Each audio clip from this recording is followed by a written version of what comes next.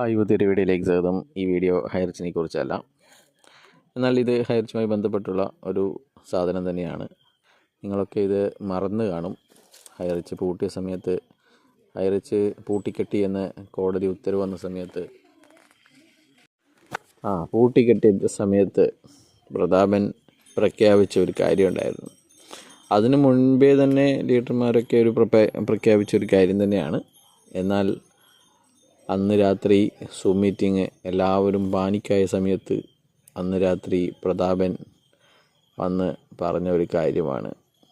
ഹൈറിച്ച് പുതിയൊരു കമ്പനി തുടങ്ങുന്നു, HR innovation. Ayyub sir പറഞ്ഞ പോലെ കേരളത്തിലാണെങ്കിൽ മാത്രമേ EDയും പോലീസൊക്കെ ഇടപെടൂ. നമ്മൾ മറ്റ് സംസ്ഥാനങ്ങളിൽ കൊണ്ടുപോയി കമ്പനി തുടങ്ങിയാൽ ഒരു പ്രശ്നവുമില്ല. കേരളത്തിലായതാണ് പ്രശ്നം. കേരളത്തിൽ മാത്രമാണ് മണി ചെയിൻ പ്രശ്നം, മറ്റ് സംസ്ഥാനങ്ങളിൽ മണി ചെയിൻ പ്രശ്നമല്ല എന്നൊക്കെ പറഞ്ഞ് പിന്നെ ഒരു ചാക്കോ മാഷൊക്കെ ഉണ്ടായിരുന്നു. ഭയങ്കരമായിട്ടുള്ള ന്യായീകരണമായിരുന്നു. അപ്പോൾ അങ്ങനെയൊക്കെ തുടങ്ങി ഇവർ അതിൻ്റെ പ്ലാൻ പ്രസൻറ്റേഷൻ, ബ്രോഷർ, അങ്ങനെ പല കാര്യങ്ങളും ആയി. ആൾക്കാർ, പണം പോയവർ തന്നെ, കോടികൾ ലക്ഷങ്ങൾ ഒക്കെ നഷ്ടപ്പെട്ടവർ തന്നെ പിന്നെയും അതിൽ പൈസ കൊണ്ടിടാൻ തുടങ്ങി. അതിലും കോടികളൊക്കെ വന്ന് കൂടി.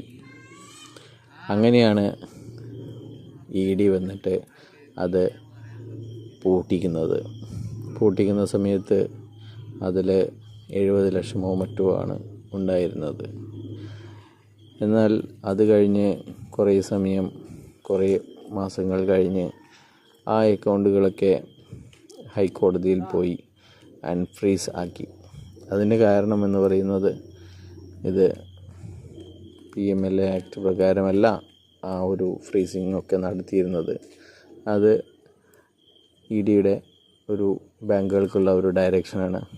ഈ അക്കൗണ്ടുകൾ മണി ചെയിനോ അല്ലെങ്കിൽ കള്ളപ്പണം വെളുപ്പിക്കാനോ ഉപയോഗിക്കുന്നതായിട്ട് സംശയമുണ്ട്. അതുകൊണ്ട് ഇത് ഇനി ഒരു ഉത്തരവുണ്ടാകുന്നത് വരെ ഇതിലെ ട്രാൻസാക്ഷൻ നടത്താൻ അനുവദിക്കരുത് എന്നുള്ള ചില ഇമെയിൽ സന്ദേശം മാത്രമായിരുന്നു അതൊക്കെ ഉണ്ടായിരുന്നത്.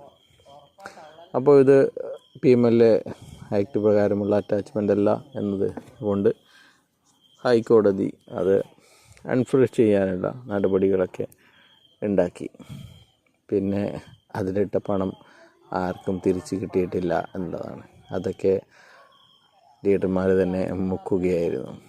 അപ്പോൾ ഇതിലും പൈസ ഇടാനൊക്കെ മണ്ടന്മാർ ഉണ്ടായിരുന്നു എന്നുള്ളതാണ് ഈ ഒരു ഇതിലൂടെ പറയാൻ ഉദ്ദേശിക്കുന്നത്.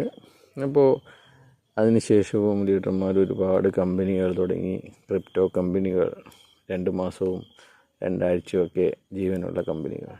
അപ്പോൾ അങ്ങനെയൊക്കെയാണ് കഴിഞ്ഞ 2 വർഷം കടന്നു പോയിരിക്കുന്നത് എന്നാണ് പറയാൻ വന്നത്. അപ്പോൾ നിങ്ങളിതൊക്കെ ഓർമ്മ വേണം. പിന്നെ ഇടയ്ക്ക് സമയമുണ്ടെങ്കിൽ നിങ്ങൾ ഗ്രീൻ കോവിൻ്റെ കേസും ഓർമ്മിക്കാം. അപ്പോൾ ഗ്രീൻ കോയിൽ 15 കോടിയാണ് പ്രതാപനും ബിജു അങ്ങനെയുള്ള 2-3 ആൾക്കാർ ചേർന്ന് തട്ടിച്ചത്.